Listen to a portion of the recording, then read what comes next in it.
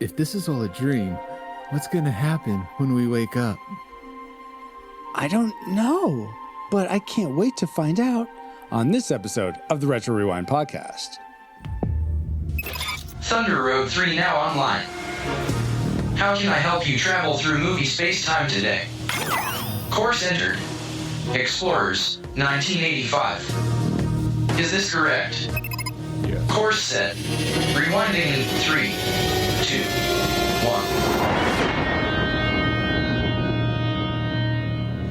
1. Welcome, Rewinders and new listeners, to the Retro Rewind podcast, where we take a fresh look at movies and games from 15 or more years ago. I'm your captain of the pod, Francisco Ruiz, and I'm joined by your XO and mine, Paul, the PaulJPowers.com Powers.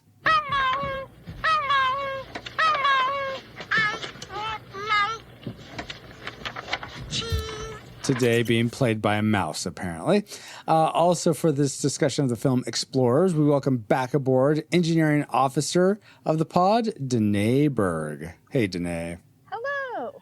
Welcome to the Thunder Road 3. Yes, we're now on the Thunder Road 3. So, The escape pod of the Thunder Road 2, or the pod itself. It's more like the away ship of the pod, the scout ship, away ship. It's the replacement of the vessel. Thunder Road 2, which is our shuttle, basically, right? Well, no, it is the replacement for that. Yeah, it's our shuttle craft Okay, to yeah. the main ship. Anyway, if you're like really confused right now, check out our ship's logs. We've had a whole 15 part story now of what's been happening. But now that you have a quick flyby of who we are, Paul, can you give us a quick overview of the production specs for Explorers? Sure. The Explorers was a TV series from 1972 to 1976 with episodes running 55 minutes long. The lead stars Paul, did you hear that Leslie sigh? Nielsen. Did you hear that sigh that I'm putting out there into I the thought you universe? were just a tired old man. Oh my gosh, you're older than me, Paul. Yeah, well, you're only as old as you feel. Oh my gosh. Paul. Yeah. Not a TV show. No. We're covering the movie Explorers Oh. from 1985. Oh. That could have been brought to my attention yesterday. All right, let me go back and rewatch the right one. All right. Explorers, not The Explorers, but just Correct. Explorers. Yes.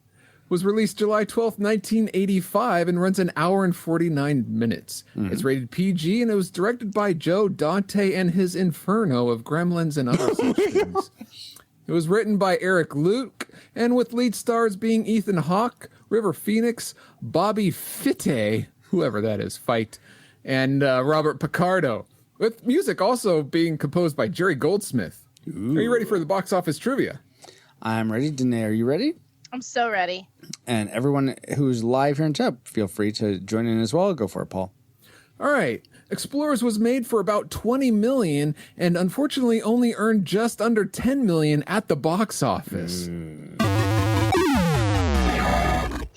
Given this fact, how high in the box office do you think it ranks among the movies released theatrically in 1985? This time we'll go for the top 100. Top 100. All right. Well, Danae, what is your guess? Oh gosh.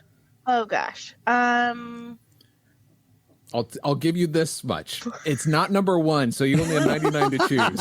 What? Okay. Madness. Is it closest to, or is it like Price is Right rules? It depends if I'm going to. It's Closest closest to. to. Yeah. Okay. 53. 53. Okay. Almost toward the middle. Let's see. Kevin in chat guesses 13. Star Fox guesses 80. Hafner 86. Appledance 93. So it just keeps going down and down and down. I'm going to be somewhat generous to this and say 49. That's going to be my guess.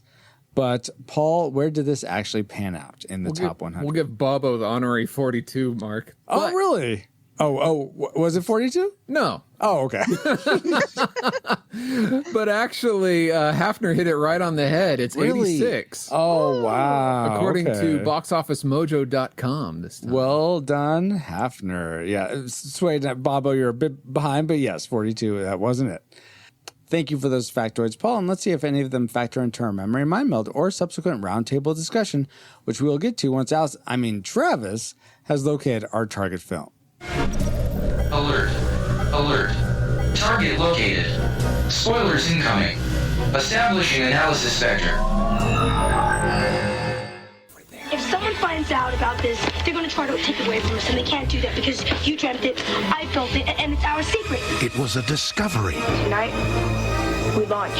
beyond their imagination. Yeah, open her up. Let's see what she can do. Are you serious? Yeah. Now it's taking them to a place We're going straight up. beyond the stars. They're here. River Phoenix and Ethan Hawke star in an out-of-this-world adventure. Me Ben. Tarzan. It's intergalactic fun for the entire family in The Explorers. Yes, intergalactic fun for the whole family, especially when you use the score from Willow to publicize your movie. Who wrote the score to Willow? Horner, I think. Okay, look at Yeah, I think James Horner. That sounds right. Oh, That okay. sounds right. It would have been cool if it was Jerry Goldsmith. But memories of composers aside, that trailer probably brings back some memories we had for Explorers if we ever watched this movie. And let's find out what that is, what those memories were in our memory mind meld synopsis. Kids find a bubble that gives them dreams of going to Gattaca to find the Cross of Coronado. That's some deep cuts there. I wonder who remembered that. They used those dreams to build a spaceship from an old carnival ride, leading young Indiana Jones to team up with teenage Ethan Hawke and some curly-haired kid to meet teenage aliens in outer space. I mean, I guess there are bits and pieces of that were correct, but most of it was decepted. But based on those memories, as flawed as they were, what terrain did they lead you to predict for this film before you rewatched it? Classic, nostalgic, or tragic? Danae, I believe this was your first time watching the film. Is that correct? It was. And Okay. I'm not going to lie, didn't even know this was a movie. You're like, we're viewing that 51-part series on TV, The Explorers? Yeah. Of I'm course. in. Sign me up. So was I, but no. Oh my gosh. Well, so not knowing anything about this, what was your prediction for Explorers, Danae? Based solely on the fact that I hadn't heard of it, Mm-hmm. I was going to predict tragic. Tragic. All right, that's fair. Paul, how about you? I enjoyed this as a kid. Never saw it in the theater, but watched it on home video countless times. And so I predicted classic. Classic? Okay, wow. For me, I have seen it before, and I never really got into it all that much, and wasn't really looking forward to the rewatch when I saw that it was one of the ones missing from our archives or got corrupted in our archives. So I predicted tragic as well. But it will be interesting to see if those predictions come true.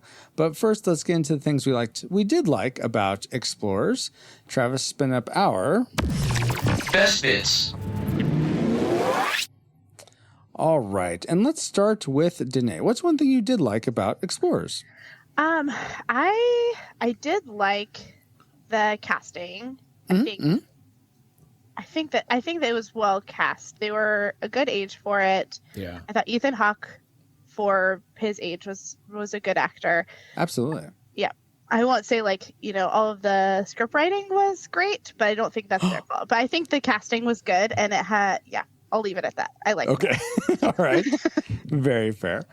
Paul, were there any members of the cast you gravitated to that made your like list, or did something else Not in float to the top for you? particular, but I enjoyed the music by Jerry Goldsmith. Jerry. Did you now? Jerry. Did you now?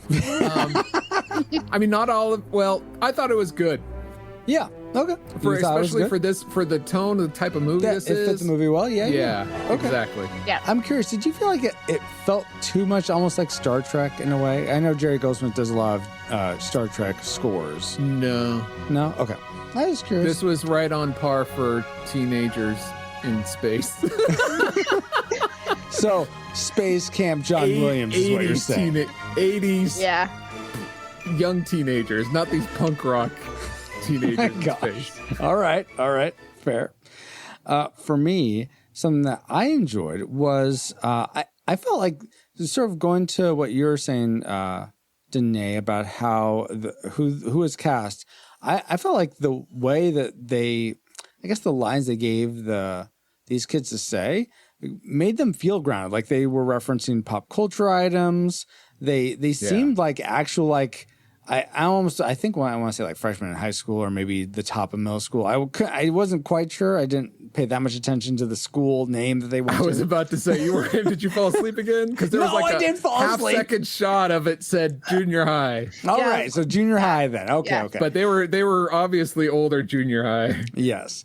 It So would have been better if they had been high schoolers instead of junior high school. Yeah, Probably. young high schoolers. Yeah, Yeah. that would have been So I thought that they felt like actual kids in this place. It didn't feel like your typical 30-year-olds playing high schoolers. You know, It didn't feel like that. I was right there. I was like, wow, they actually got high schoolers to play high schoolers. Then I saw it was like junior high. Oh, they tried. You're 12. Oh, How old were my they gosh. when they filmed it? Well, River That's Phoenix was the great question. oldest. I think he was about Yeah. 15, 16. Okay. And Okay. Ethan Hawke was 14 and Yeah. and what's his name was Jason something. Jason Darren or whoever was 13. Okay. Yeah, I'm surprised Darren was actually junior high age. Yeah. I'm surprised. So I didn't really go into this like particular characters, but I liked his character the most. This sort of mechanic kid that could do it all. I'm trying to Right. type correctly so I could get his name up. It's actually the role River Phoenix wanted. Oh, really? Yes. Okay. Yeah. I saw that. Yeah, but it was. I thought his name was Darren. Was it Steve? No, Steve Oh, Jackson Darren. was Yeah. the bully. Yeah. Darren Woods was the character name, played by Jason Presson. Yes. Yeah. All right, so that's something else I liked. In a roundabout way of saying they felt like grounded characters. Danae, They felt like kids. Yeah. yeah, exactly. Danae, what made you feel good about Explorers? Oh, let's see. This is like the next like. Yes, exactly. Let's see. Because it's my perfect segue that you obviously know what I'm talking about. No, I missed it because I was looking at my list. Yes, your next slide. I thought that they did a pretty good job with the 80s ambiance. It's obviously filmed in the 80s, but like it This fits is no right Stranger in. Things. Jeez, come But on. like it definitely fits in that era of movies well. Yeah, absolutely. It captures. It's not the best fleshed out like set production and all of that, the plot development, but it definitely felt like it was in the 80s and it felt in place, and it still holds up as like seeming nostalgic and looking realistically set in the 80s. Yeah. I mean, the whole like having to get a newspaper out of the thing right there. Yeah. Put the coin in. I'm like, whoa, that's a throwback. I haven't seen those forever. And them that one guy holding the phone as he's calling somebody, walking around holding. I was like, that's such a. People just don't hold their phones and talk anymore like that anymore. Yep. Yeah, there's just a lot of things where when Travis and I were watching it, not Travis the system, but Travis. Your husband. You're married to the AI Travis? No, the non-capitalized. So confused. But we're like, this, this gives me vibes of E.T. or Gremlins. You could definitely see, the crossover from Gremlins with being the same director. At one point, we're like, this is giving me really big Mac and Me vibes. Foreshadowing. Yeah. Wait, did he go on to do Mac and Me? No, the alien puppetry. Yes.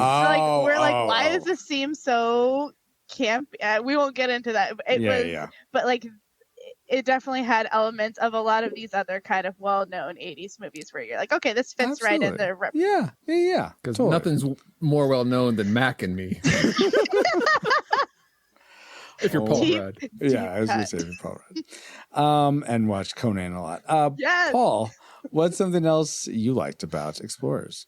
Something else I really liked is they have this whole alien theme going on, and how they were able to, even from the beginning, utilize these older movies with aliens in them. Oh yeah, like War of the Worlds and the Star Killer made up movie, right? And This Island Earth, and the fact that they were able to use them and incorporated them, I thought was really good. Yeah, absolutely. And yeah, you don't often see that, like, it's thrown here and there, but this was really integrated, well integrated. It made sense why they were put in there. It wasn't just like, it didn't feel forced in, like, oh, this is an alien movie, so we have to reference alien movies, you know. exactly. But it was actually part of the plot and everything. So yeah, absolutely.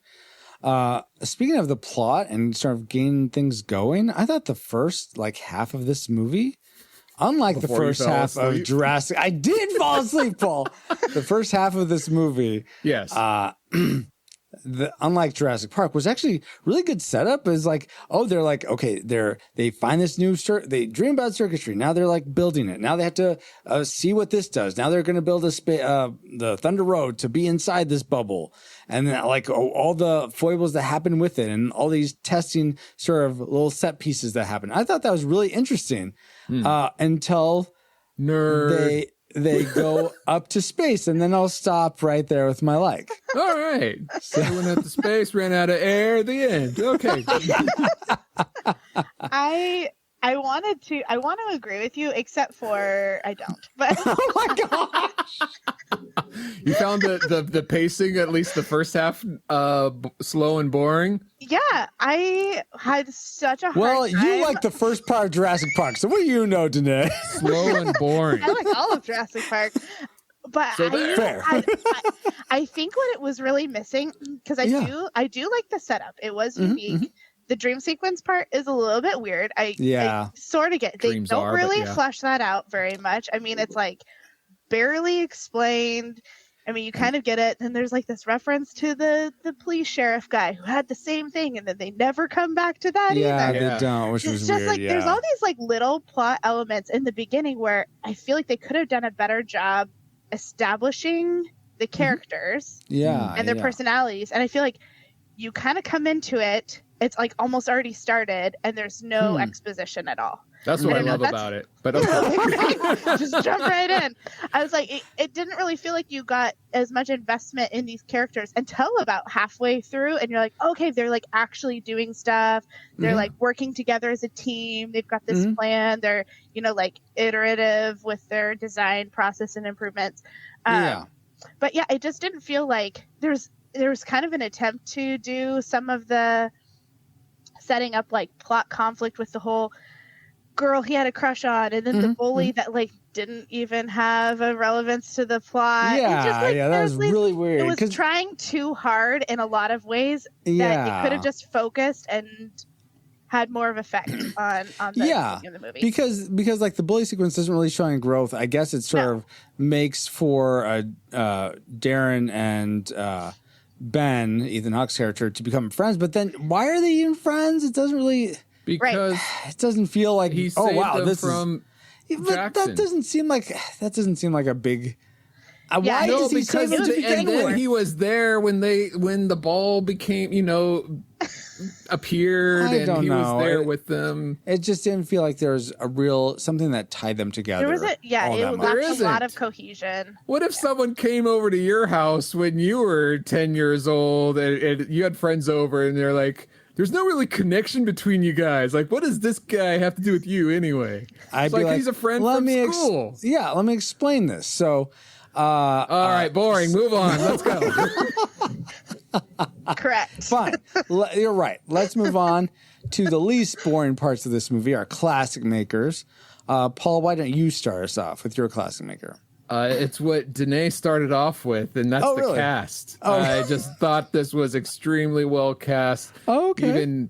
Even down to it was Dick Miller there as the helicopter police guy, and even his friend from Designing Women.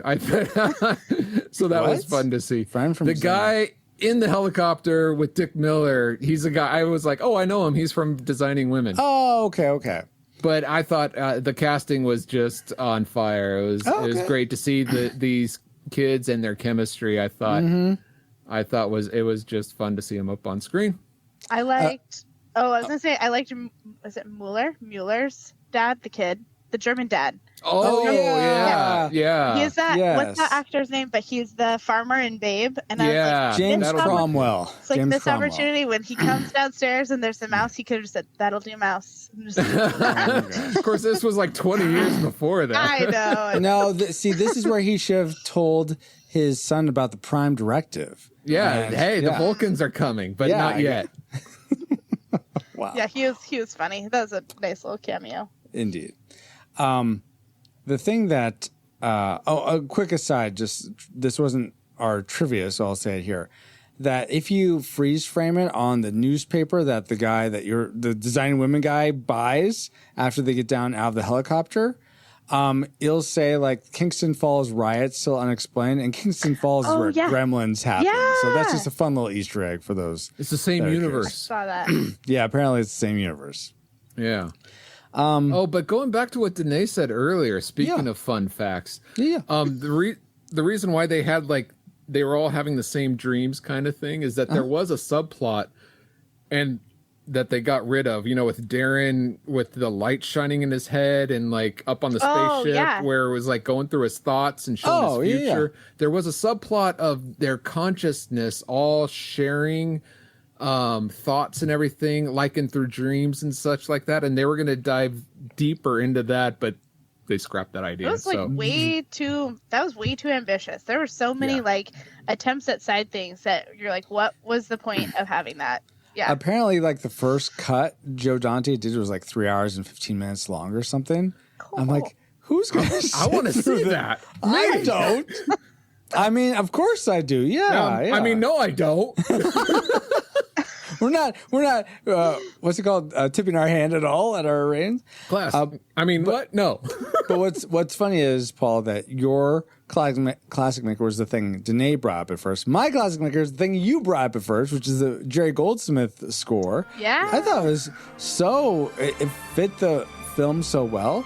I'll only ding it because I can't remember anything from it. It's not hummable at all. It doesn't stick anywhere. There's no hook. But it really, I feel brought the movie up to another level with how well it fit and helped to express the emotion and all that. So good job. Jerry Goldsmith is he was a contemporary of John Williams, but passed away, obviously. Wait, he did? Jerry Goldsmith? He's dead? Jerry Goldsmith passed away a long time ago.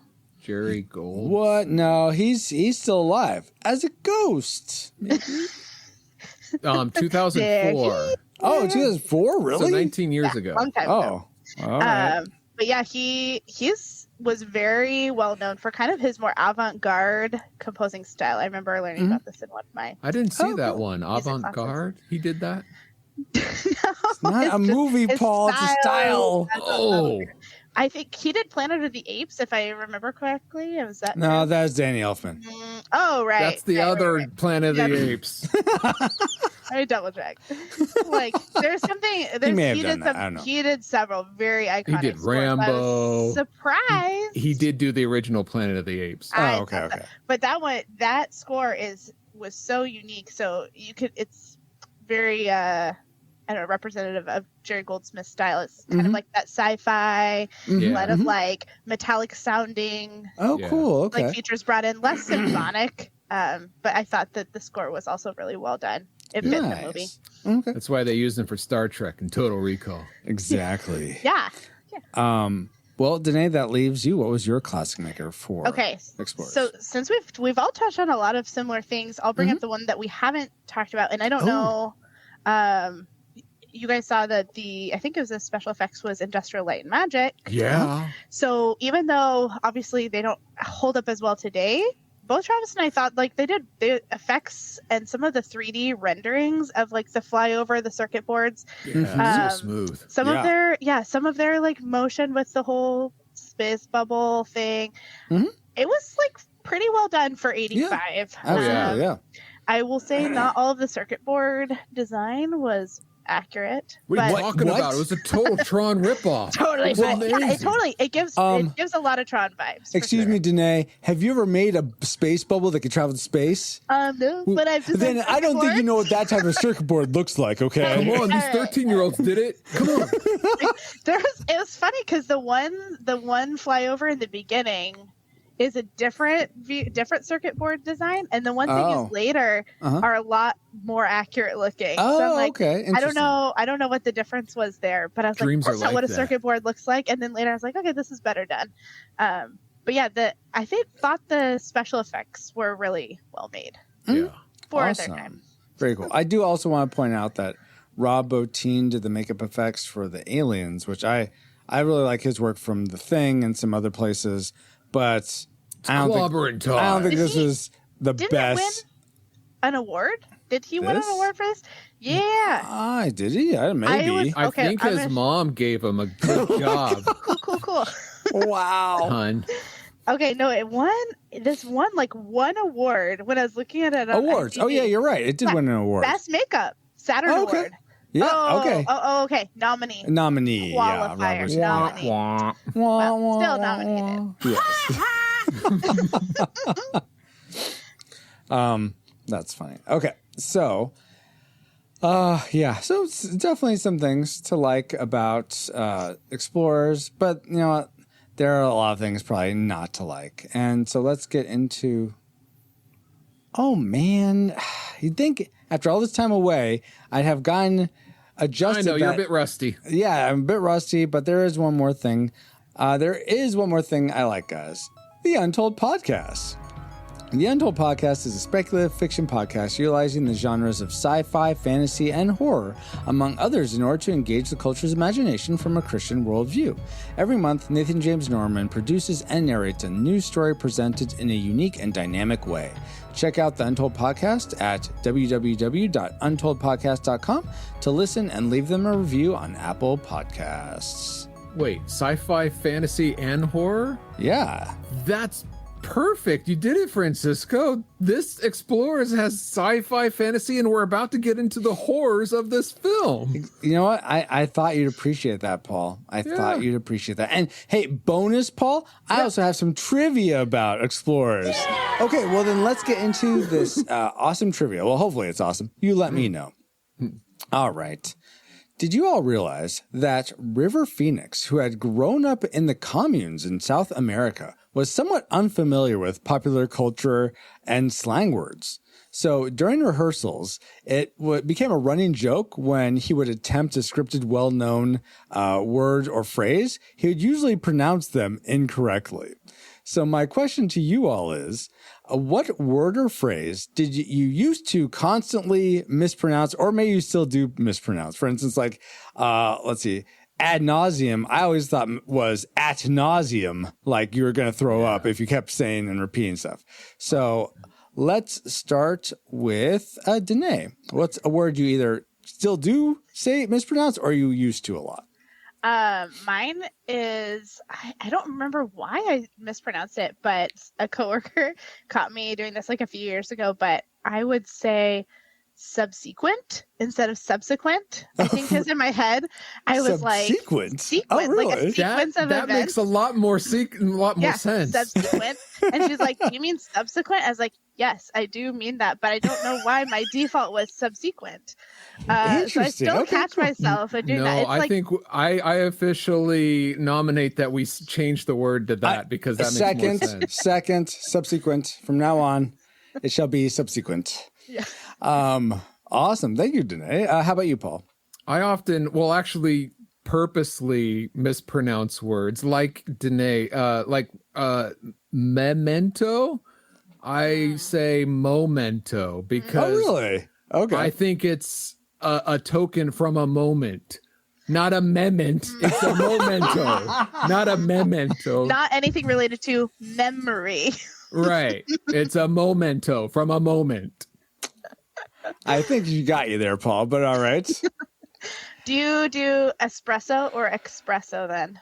Espresso. Okay, you're Espresso, forgiven yeah. then. That's fine. Okay. But I like to use supposedly Even though it's Supposedly, not. yes. That's And I there's feel a- like just culturally acceptable now. Exactly, yeah. And I often will, not often, but I often, when it comes up, will say, I could care less. Instead of I I couldn't. couldn't because I could actually care a little less. But go ahead. For me, or actually on, I'll read some that you guys are saying here live in chat. Detungsten says that I still pronounce GIF wrong. No, I pronounced it perfectly right. Apple It's GIF. says No, it's GIF. Apple says I always mispronounced macabre as macabre. Well, that's how it's spelled. Yeah, chupacabra, exactly. Macabre. And then let's see, Suede says, and oh my gosh, you're clipping that. How dare you? All right. Then thank you guys so much for answering that trivia. Yeah, great trivia, Francisco. Thank you, Paul. Now that we've all had some trivia fun, let's find out what memories you, our awesome rewinders, had about Explorers. And if any of you here live in chat have a memory, by all means just type out in caps memory and we'll read it here live. In caps memory. Yes. Sorry, I don't know why I type repeated all that out. I just like repeating things. Type all that out. Patrick Edwards says, I remember watching it and then going out to the backyard and building my own ship and pretending that we were on the same adventures. That's awesome, Patrick. Fun. Yeah. Kirkpatrick Palance says, Plaisance. that too. He says the main thing was wanting to try and build my own spaceship. Well, you just need to make friends with Patrick Edwards. Right? Exactly. Build one. Eric Purcell says, I never looked at a Tilt-A-Whirl car in quite the same way again. Yeah. Jeremy Shield says, I have a vague notion that this film exists. That's about it. Fair. And then Dustin Warford says, I remember loving the movie until the end.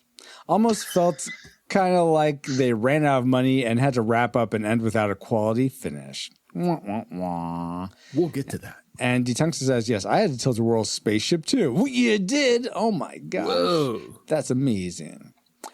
See, even 13-year-olds could build it. Why can't we? Right? So I tried building a DeLorean, a time machine, and with like a pedal car thing that my brother had, but I broke it. Anyway, trying to pedal it up to 88 miles an hour. Did it work? No, it didn't work. Created some friction and started a fire on the rug. Anyway, thank you all for sharing your memories. And Dustin's comment leads us right into the things we didn't like about Explorers. So let's spin up our Worst woes. Let's begin with, I'm going to kick things off with something I didn't like. Dang it! Kick yourself I forgot about that. Something that I didn't really care for that was sort of threw me for a loop was I thought that all the romantic elements seemed very contrived or tacked on. Like the Ethan Hawke's infatuation with the girl, which that's understandable. You have crushes, but I didn't see why they needed to make anything more of it other than I get that it's a good test case for the bubble thing, but he gets the girl. But like, why at though? the end. was that? What's was the that point though of that? That's not the point of the necessary movie at all. It just It's felt like fun. one of those. She side joins plots. in the dream at the end, and she joins them on their adventures at the end. Okay, if she Sure. was being bullied and then this was a way for her to be rescued or something, I could see the connection. She There's was. no They just connection didn't here. go into that other subplot. Are you There's so many seriously? subplots. Are you? Is that fact? You cannot prove it's not. Oh my gosh! Can I jump on this one? Because then I Yes, can please explain one of my do. dislikes. I did not like this really heavy leaning into this nerdy perv stereotype. Yeah. It just felt like it's been done differently in other like 80s movies where it's like, okay, like less weird, less creepy. This one just seemed like it was unnecessary and they were too young. Like Yeah. with the age that they were supposed to be, it was just more off-putting than anything that was like, oh, they're just like setting themselves up to be like these nerdy kids who are like spying on a girl. Like, I don't know. It didn't feel like it was driving the plot in a way that it needed to. Like I feel like an example of it doing this going well is War Games. I feel like that's way much a Or better 16 much better. Candles. Yeah, Michael Sure, C. Hall. I haven't seen that, but we'll Okay, go with that. Sure. 16 Candles Like, is not one to recommend for romance. No, I just mean as far as like Michael C. Hall, like his nerdy The romance is character. more Yeah. believable. Yeah, I think the characters are just done differently, and they're in high school, so yeah. I was about to say, but they're younger. And they do. Kids that age have crushes. So Yeah, I just Yes, felt but like there's they no were reason- making. Yeah, Go ahead, Danae. yeah. I just felt like it was the stereotype that they were putting on the age of these kids was too old. Like if they had been older, like high school kids, I don't know. It seems like it would fit with an older cast in a similar aged movie. sorry. Go ahead. 16 Candles with Molly Ringworm just made me laugh out Great. loud. Not ring. Anyway, go ahead. I'm sorry. I don't know. I just kind of I personally I could relate, at least from the guy's side. Maybe the girl's side, they don't want boys crushing that hard on them. I don't know. I don't think it's that there was a crush. It's that for the development of the movie, there's no reason from a story perspective for them to like kiss at the end, for her to be in the dream. It seems very just tacked on, is what I'm saying. I can see that. Yeah. Okay.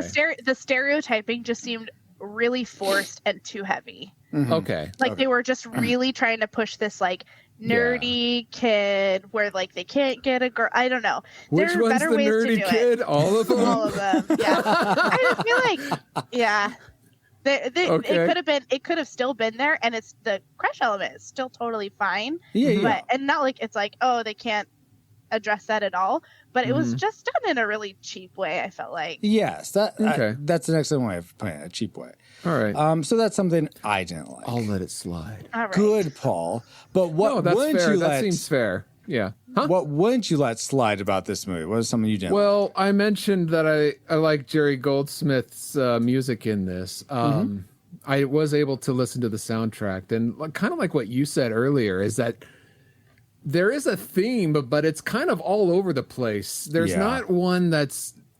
What they need to do is like have a mashup or a mix of all the best little like tunes and melodies into one nice theme going there. A lot of the music is a little bit all over the place. I mean, it fit well with the story, but as far as a soundtrack is concerned, it was, I felt, unfortunately, it's a little lacking as a whole. So D. Tungsten says, you mean like an overture? Yes. They do have a bum, bum, bum, bum, bum, kind of like a overture theme, but each one kind of only lasts for a few seconds. It's kind of like now this is where I get on people's bad sides. It's kind of like Lord of the Rings. And the fact that, what's his name? Horn that does that? James Horner? Yeah. There is a theme for the Fellowship, but it's dun dun da da dun da da dun da da dun da da dun, and it plays for like 20 seconds at most during one part. There's not an actual song that has that establishes that theme. And I wish that Jerry Goldsmith had a song that really establishes the theme this that made it more fun, enjoyable, and listened to. Absolutely, yes. I can totally agree. Danae, what is something that you didn't like? Or was it the romance element, or was it something else? No, I was just jumping on that one because I had more. Okay, then go. What's something else you didn't like? This is kind of nitpicky, but I felt like the whole like oxygen thing. Well, not only that they could were eat like snacks at the same time. Right. Well, that they were like in this apparently pressurized vessel that had just like a rubber gasket sealing it closed in the front, but they're like checking the pressure, but like had an oxygen tank, and then one of them with the gas mask, and then two of them with these like poorly fitted oxygen masks that were like literally in Ethan Hawke's mouth. Was so distracting. I was like, who came up with this? I get it, like the kids are gonna work with whatever they have, but also this is a movie, and if you're trying to like use these, there's a significant amount of filming done with these nose masks on while they're like going around. I'm like, unnecessary. They could have come up with something different. They could have come up with a plot element where they didn't need oxygen sooner. Yeah. It just felt really, really like patched together. It was super distracting. Well, it's what kids do. And I thought it was realistic. I'll also say that Apollo 13 taught me that you need like carbon dioxide scrubbers too. You can't just have oxygen. You need things that take out the carbon dioxide, or you're still just going to suffocate because you're going to breathe out too much of that. Yeah, right. And but they pressurize it, so it's fine. Yeah. Sure. How did they pressurize it? The How carbon did they do that? dioxide's coming out. No, wait. That's not the problem. There's too much carbon dioxide. Yeah, I was about to say exactly. the computer's spitting out carbon dioxide. Or they could have just said that their bubble was just like somehow sealed and semi-permeable and like didn't need any. Like they could have come up with an equally ridiculous plot element and not needed it at all. Wouldn't the radiation from space like fry them? Also, isn't that another factor they have to worry about? No, they had the bubble. I was going to say that. And they had the TV screen. It's a little window. mini ozone. Oh my gosh. Oh, okay. Of course. Yeah. What was I thinking? The aliens gave them that technology. Weren't you paying attention? I must have fallen asleep, Paul. They weren't the only ones dreaming. Let's go back to Paul. What's something else you didn't like? Okay. I have seen this, like I said, countless times as a kid, and I always thought it was weird. Okay. Do you remember the scene at the drive-in where they are watching in their spaceship, floating above the cars, watching, and then they say, "Oh, get out of here." So then they crash into the snack shop, the concession stand, right? Yeah. And then for some reason, the movie set that they're watching on the movie screen of the drive-in, it falls apart, and they're trying to put the movie set back together as they're trying to put the concession stand back together. Yeah. Are they filming? Is it a live feed? It's a live show. Up on the... And is this a common thing for drive-ins? Because I've never seen or even heard of that. I think that's just coincidental. I don't think that's... No. I think it just had... I think it was meant as a funny gag, but it makes no sense at all. No sense. No. You're like, okay, is that supposed to be just like exaggerative humor? But I'm like, why put it in there at all? Yeah. Right. Mm-hmm.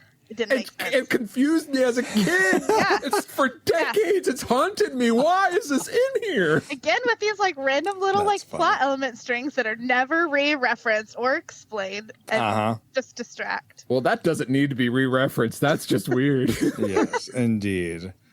Something else that doesn't need to be re-referenced is, or that needs to be like looked into. You were talking about the oxygen, Danae.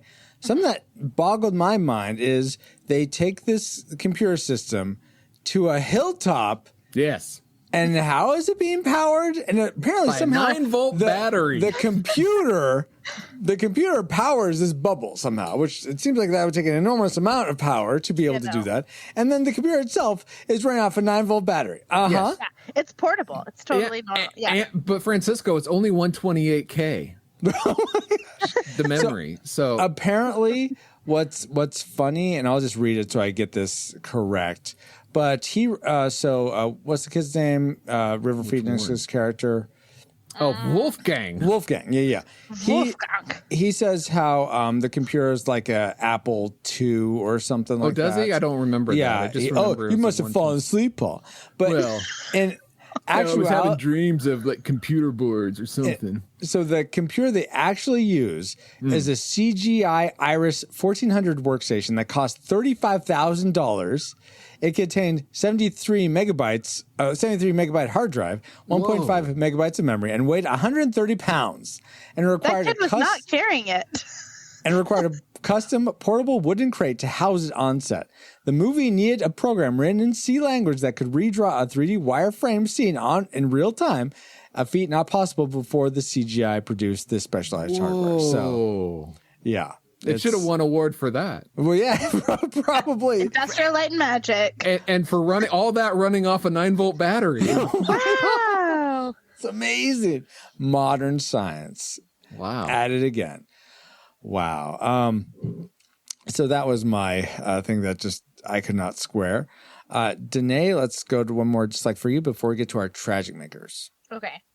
I hated the alien comedy routine song and dance number. Are Hated you it. kidding me? That's Hated like one of the it. best parts. What are you talking about? entertaining. It's so the corny dumb. jokes.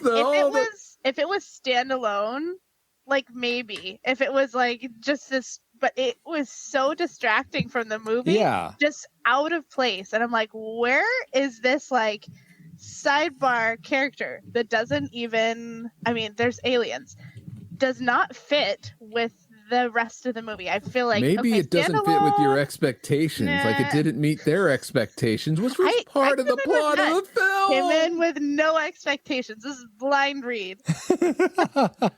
But I was just like I could kind of overlook the costuming because I'm like, standalone, they're interesting. They don't really fit with the vibe of the movie. They didn't really fit with the spaceship. But Well, the whole aliens like wouldn't. hold it. But the whole like song and dance and like his, you know, they've been consuming a lot of, you know, just TV and movie, and so he's speaking a lot in the like movie quotes and TV shows. Yeah, that yeah. was funny. That was funny. But like when it just devolved into this musical number, I was like, unnecessary. That's fun where they're dancing. Yeah. Maybe All if it around was a where- Mel Brooks movie, but this was not a Mel Brooks Yes, movie. he It felt is. like the alien scene in the diner in Spaceballs, where it's like, "Hello, my baby, hello." Remember when he Yes, comes out? exactly. Yeah, Yes, that's what yes, it felt yes. like. Yeah, Yeah. but this And- was trying to be serious. Yeah, this is more it'd be like if I almost want to say if you were watching Raiders of the Lost Ark and at the very end when they open up the Ark of the Covenant, Spoilers. when they open up the Ark of the Covenant, they have some like silly dinosaur come out and start singing Yeah. or something. It just felt All around the so world. out there. Rock Yeah. and roll is here to They're stay. from, like, this really that would be serious- hilarious. Just serious, inserted randomly dark into movie climaxes. Yeah, that's actually a fun bit. I like that idea, Paul. But it didn't make for a very compelling sort of work up to a climax, of which this had a very poor one for this movie. It was a major step out, and Yeah. that was what really gave me the most Mac and Me vibes, Indeed. which was Paul's favorite part. It was just taller, slimier, greener Mac and Me's. That's Yeah. all. Right. Paul, do you feel like you had like all the Looney Tunes references made you like this more than me maybe would have otherwise? Maybe. I think it helped. Okay. All right. There you go. Well, Paul, what definitely did not help this film? What did you hate the most about it? All right. For my Tragic maker. is the fact that this is a little behind the scenes, but Paramount wanted to release this movie early for the summer movie going audience, and they basically took this away from Joe Dante, the director, before he was finished. They yeah. edited it, and according to Dante, it felt like what was his quote, that there was a big lost in translation is what he said. There was a disconnect of what he wanted as a final film and the actual final film. And I think a lot of these things that we find wrong with it probably would have been corrected. I would say about half, because look, Sure. let's be honest, Gremlins isn't the greatest movie ever. No, not at all. But I think this movie, it really suffers because of that. And I have the shout out or shout box, whatever, edition of this movie where they did the interview with Joe Dante decades later, recently. And he has the time now to re-edit it to what he would like to, but this is decades later, and he doesn't have the wherewithal. He's not in the same mind frame or the same kind of, what he was thinking, what he was feeling back then. Yeah, He said so it'd be a completely different movie now, really. if right. he It would did be Yeah. impossible to, unfortunately, too much time has passed and it would be impossible to get what he really wanted. And so it's just lost what a better movie, I think, it is lost to time because of that. Yeah. he said, I found this quote. It said, "It's a tough movie for me to watch because it doesn't represent what I was trying to do. It's just an interim period that got frozen in stone." And then he says he's happy people say that they like it, show it to their kids. It's charming, but it just isn't what it could have been. Mm-hmm. So I'm just looking through his filmography real quick, Joe Dante's. And the only movie that really stands out as one that I would be excited to like review on the podcast again is Inner Space with Dennis Quaid and Martin Short. But Gremlins, which we've done, is fine. The Howling, I have no interest in seeing. Police Squad, I don't really care to see. Small Soldiers we did. I don't really care for that. Let's see. Those are the main ones that sort of stick out in my mind. He did the Twilight Zone movie, which I would be interested to see, but he did one of the segments in that. I was about to say, he wasn't the main director. I'm sorry, that was the TV series. That wasn't the movie. Yeah, my bad. He did The Burbs, which I really don't want to see. He did direct Erie, Indiana, which I remember thinking that was a great series. But again, that's probably just a few shows. Yeah, 5 episodes of it. Yeah, not the whole thing. So anyway, I feel like more misses than hits with him. So your tragic maker is Joe Dante? No, my tragic maker is... They did him wrong. Now, this may be what you guys were just alluding to with how it got taken away from him. Yeah. But I feel like that, I was telling you, the first half of the movie I thought was great, sort of like building up momentum, and it's just dashed to pieces once they hit the aliens. I'm just like... What it was just a hard left into a completely different, like you said, Danae. It should have been like a Mel Brooks movie. It's like they took Indiana Jones the first half and then Mel Brooks the second half. Is this very disparate? So okay. So is it Gremlins 2 where there's like the weird song and dance number with like the girl gremlin? That sounds the girl right. gremlin, yeah, but I haven't seen it. Okay, I was asking Travis that because I know I've seen parts of Gremlins 2, and I'm like, that's the level of weird that it also felt to me, where it's just like, meh, unnecessary. It's So there's a mismatch. So I didn't care for the second half. I thought went just in a direction that made it very boring and not off-putting. I'd say just slow and boring. It wasn't really.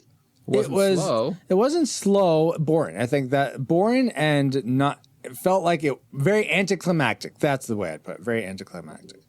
So that's my tragic maker, and that leaves, I think, Danae. What did you hate most about this film?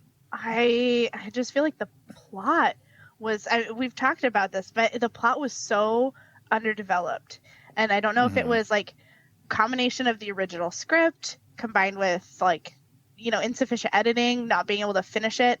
And then it says like the last 10 to 15 minutes of the movie, Dante said, was just a mess because like this last few scenes, it's all post-dub with other dialogue. It just doesn't feel finished. Yeah. And there, like we've talked about throughout, there's just a lot of these side plots that they were felt like they were trying to do more than they could in a regular feature-length movie, or they just needed to pare it down and really flesh out some more of like the interpersonal components, or just really focus on more of the space elements, or make the aliens fit the vibe of the movie more. The whole plot seemed like it kind of jumped in kind of abruptly.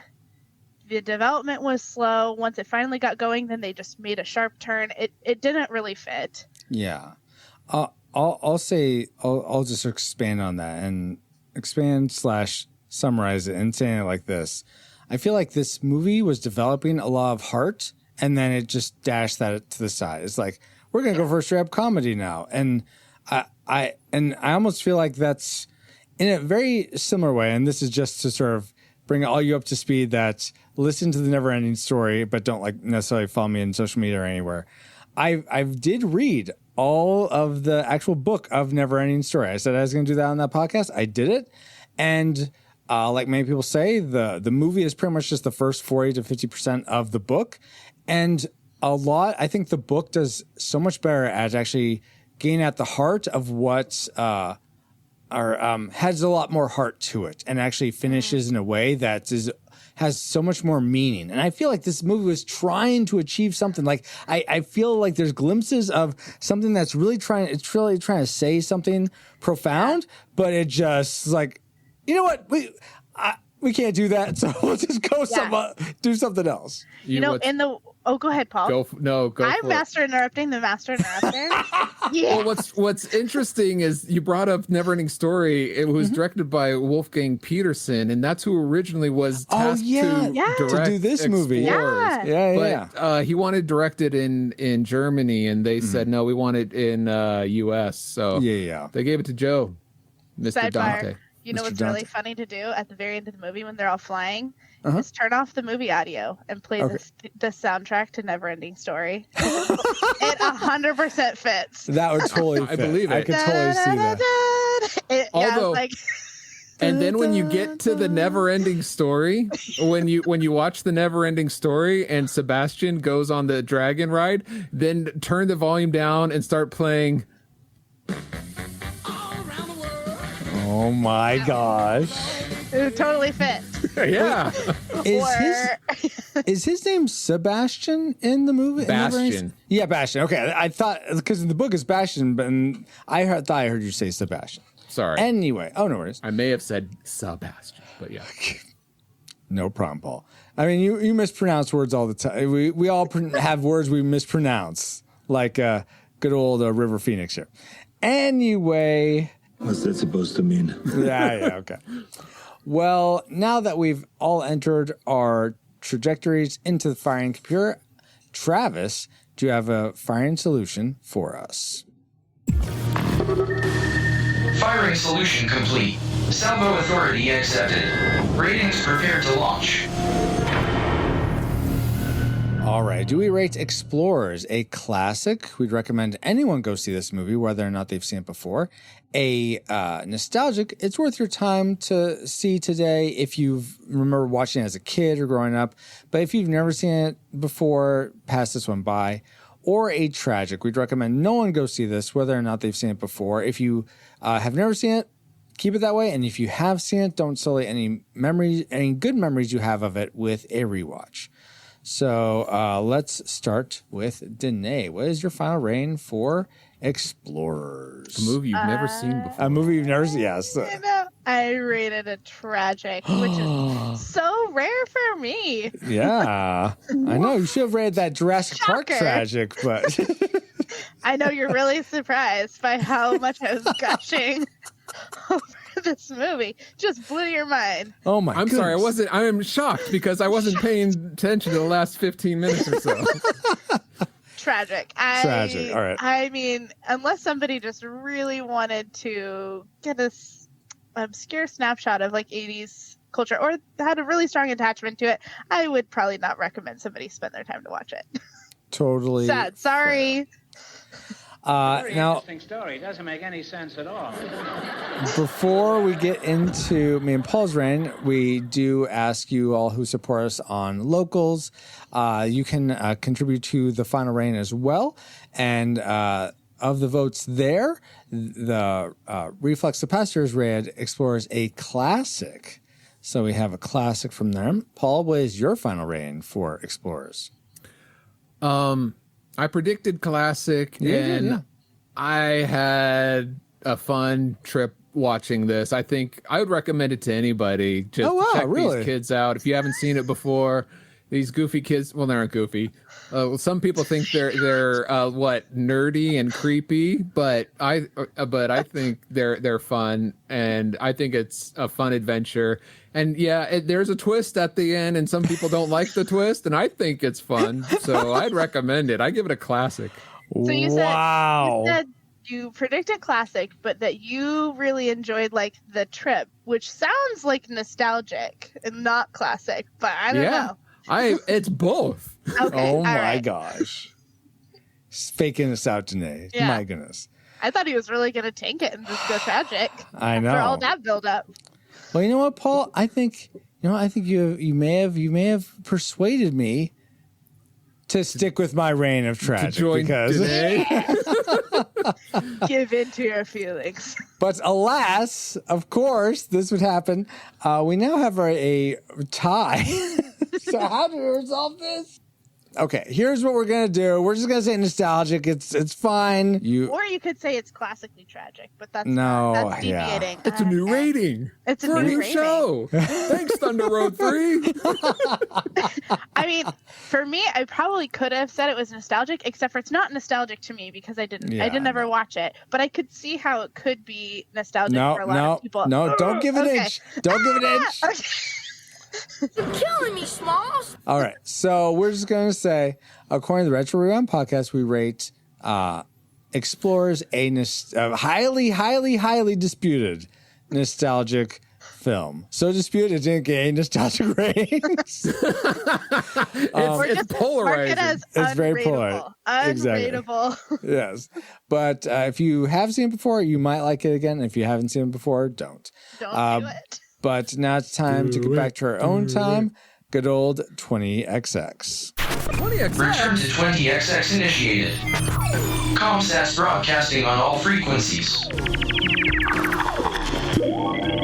Are we allowed to go back to 20XX with our Thunder Road 3? You know, I'm looking at the readings here. Something feels like it's pulling us in. We may have to. No. We might have to see what that is in the ship's log. That's on the horizon. It's coming up. But for now, let's close out the show by saying thank you so much to our amazing reflex capacitors, namely Deborah Powers, Geek Devotions, Drew of the Cellcast, Ashley Ruiz. Did I say Cellcast? Drew of the Cellcast, Ashley Ruiz, Kennethan, Fabulous Lomax, Rosie Lomax, That's Our Babo, D. Tungsten, Dale, Mr. Lost, Daryl Hafner, Cool Deluxe, in addition to 2 other awesome patrons as well. Thank you all so much for keeping the gigawatts coming. And if you want to help us keep flying and get bonus content for your generosity, head over to retrorewindpodcast.com/support to start. This stream here is sponsored by PaulJPowers.com. It's really what's up, Doc. Hey, Francisco, are there any non-monetary ways to support the show? Actually, yeah, Paul. You listening probably enjoyed this episode if you made it this far. So if you aren't driving, tap that share icon in your podcast player for this episode and send it to a friend saying, I know you like Explorers, so I thought you might like this episode about it. Yeah. Here these people hate on it. Sorry, I tried to help. Hey, there's this movie that they made in the 80s you haven't heard of, but you should listen to it. Exactly. Hey, I heard you hate Explorers. Check this out. Come hate on it with us. Hey, we're just polarized. We serve both audiences here. Yeah. Yes, if you think it's in the middle, this is not good things. Yeah. Exactly. It's not for you if you think it's just okay. Oh my goodness. It's either great or trash. Cool beans. And I bet they'll even thank you for it. For sharing this. Yeah, absolutely. Why wouldn't Yeah. And speaking of thanking people, we also want to give a big virtual garbage, yes, or tilt-a-whirl. Junkyard hug. For supporting us with your thoughts, Danae. Thank you so much for coming on. Mm-hmm. Where can people find you online? And is there anything cool you got going on? If not, just have them check out the show or what's going on. Yeah, let's see. Online, I'm on Facebook. I'm on Instagram. Those are the main ones. I don't have external platforms like you guys do. Oh. But, I'm available. You can send me a note. Tell me how much you disagree with me. You mean agree with you? Because or both. Yeah. Or both. Yeah, there you go. I both agree and disagree. Oh. No, nothing. Both. Nothing else super exciting going on. Okay. Cool. Yeah. Awesome. Well, thank you again so much, Danae. Thank you to my spaceship building friend Paul and all you rewinders, new or old, for another fun voyage. You're welcome. And you can find me, pauljpowers.com at pauljpowers.com. That's what I thought. And you can find me on our Discord for show announcements or just to say hi. Join us there at retrorewindpodcast.com/Discord. This podcast is a proud member of Culture Box, a curated collection of podcasts, videos, and articles that will provide you a balanced meal of content.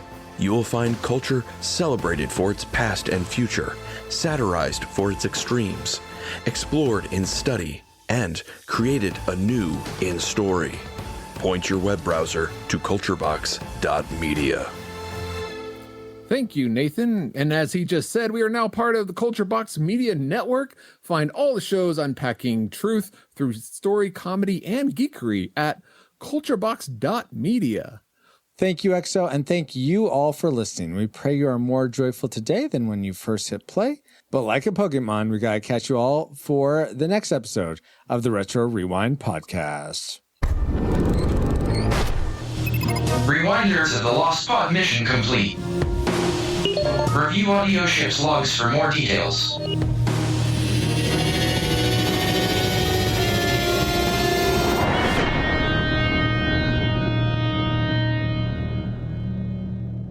Thank you. No more, please. My heart. And we're sorry you have to run along so soon. Aren't they great? Let's give them a big send-off. No, they're not so great.